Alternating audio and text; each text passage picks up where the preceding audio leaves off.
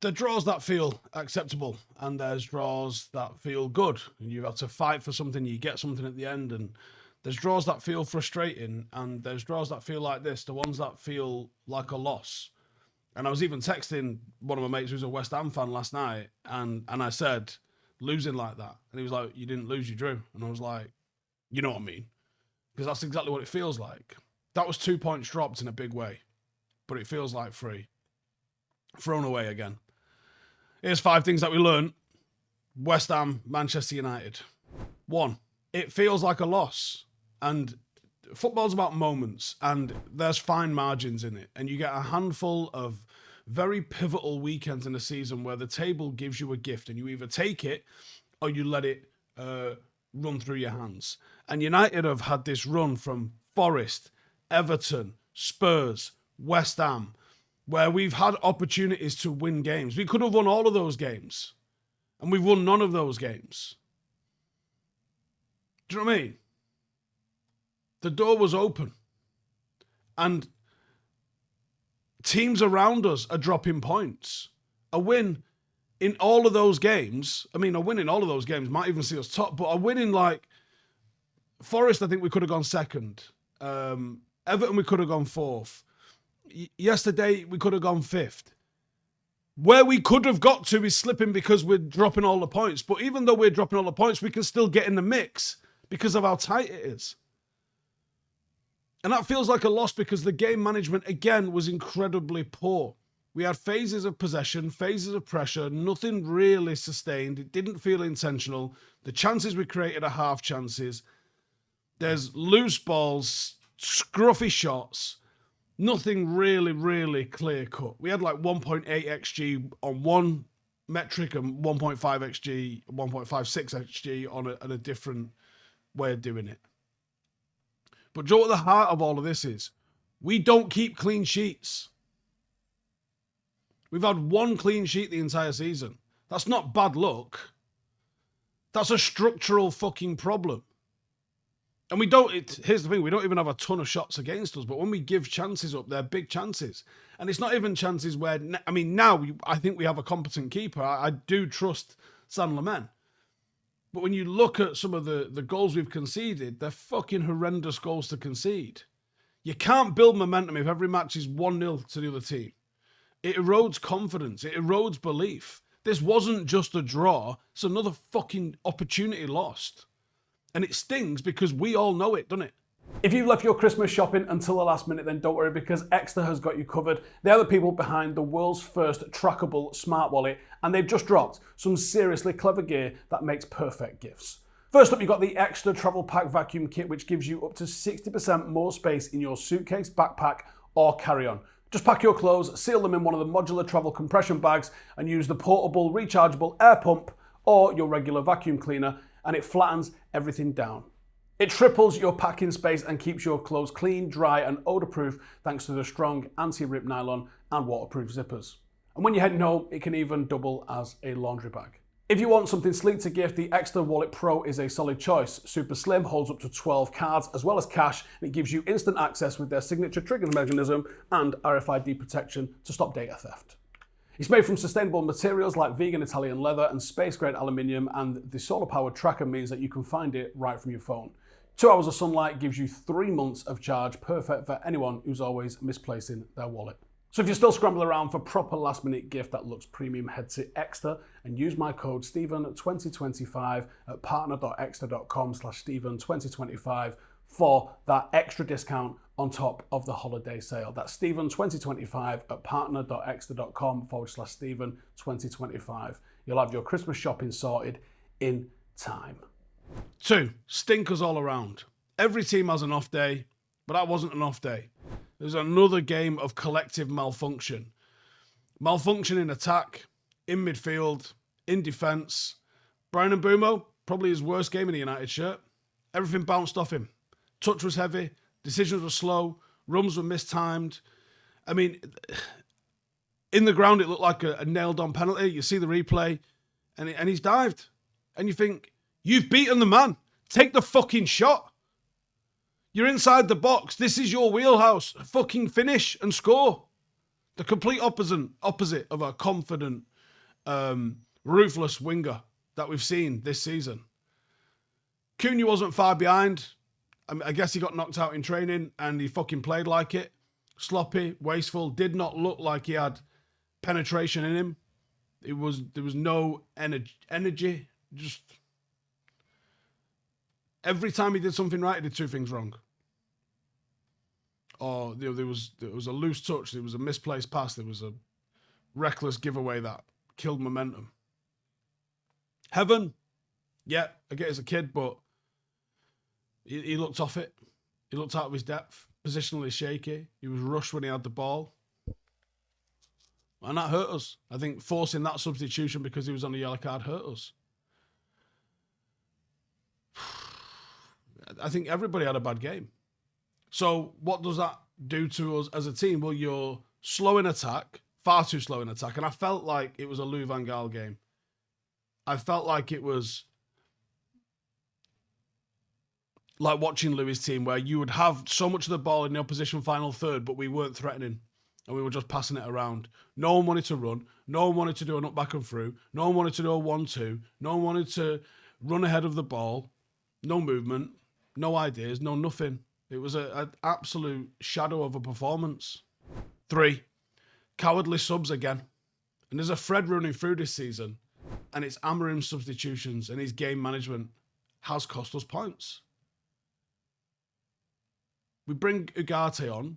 And not for the first time, we surrender control in a game. And I don't think it's because he's a bad player, but that tactical shift becomes defensive. It becomes passive. It becomes, let's try and hang on. We drop 10 yards further back. We lose that threat. We stop circulating the ball with speed and we invite pressure. Dorgu's cameo was poor.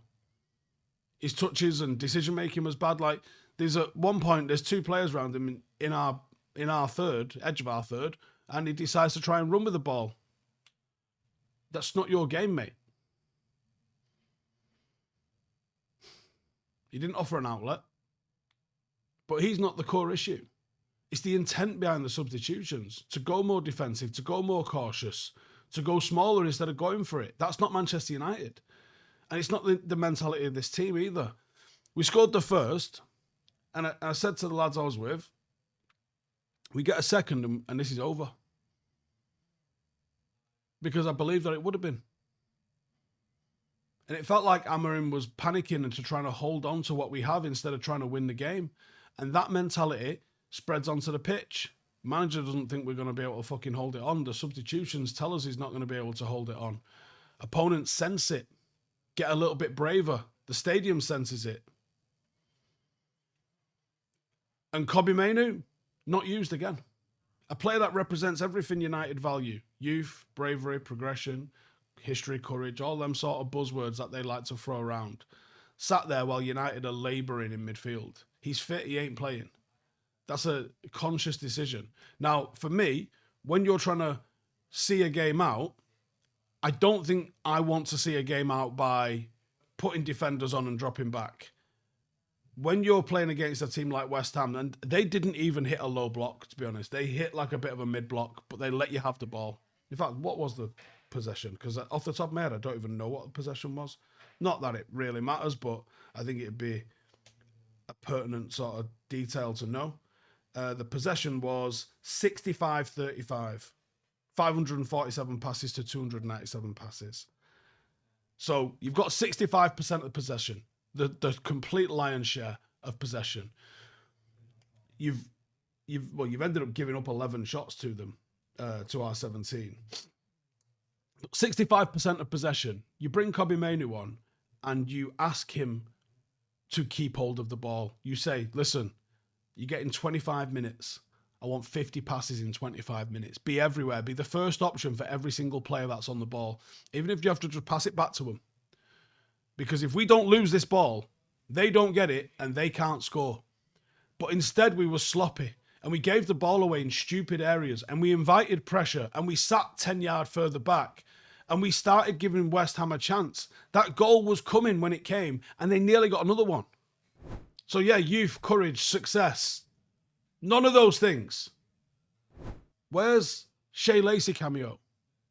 Forget about Mainoo, who's already an established first-team player. But where's the kids from Carrington pathway into the first team? Because those first-team players are not good enough. 23 times this season, United have had no academy graduate in the starting 11. 23 times. No manager in Premier League history has done this more than twice. Erik ten Hag did it twice. Amorim has done it 23 times. That's staggering, and it's worrying, and it's not who Manchester United are. Poor integration from the coaching staff. Managerial cowardice. Right now, it feels like something is a complete disconnect. If you want to go back to the basics, you go back to who you are, the identity of who we are. What are we supposed to be? Yeah, Mainoo's one of them.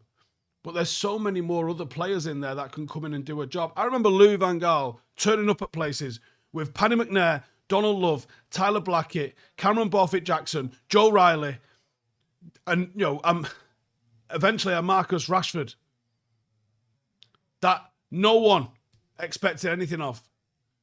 And Lou made it happen. Were them players better than the players that we've got in the academy at the moment? Not really, because how many of them went on to play Premier League? Pretty much only Marcus Rashford. Timbo. I think he's retired now. And then Ollie did the same thing. Astana, Levitt, Damani, McGee. He gave 1 million debuts out. Where's these players? Now, there's loads of factors in why managers do well and don't do well. Look how many games Brandon Williams played under Ole Gunnar Solskjaer. That's what this club is about. And if nothing else, you'll get fight. They can't be that much worse. They are smashing their league. That's always a good indicator. Doesn't mean they'll have careers. Doesn't mean they'll be top internationals. Doesn't mean that they'll play 500 games for Manchester United. But if you give them an opportunity, they rarely let you down. They rarely let you down. And 5, where are we actually headed? What are we expecting from the future here? Because I fully understand that we don't have a complete team. But I don't see us getting results and making do.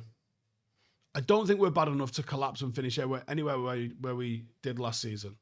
But I also don't think we're currently not good enough to climb. I think we're missing Sesko. There's no momentum.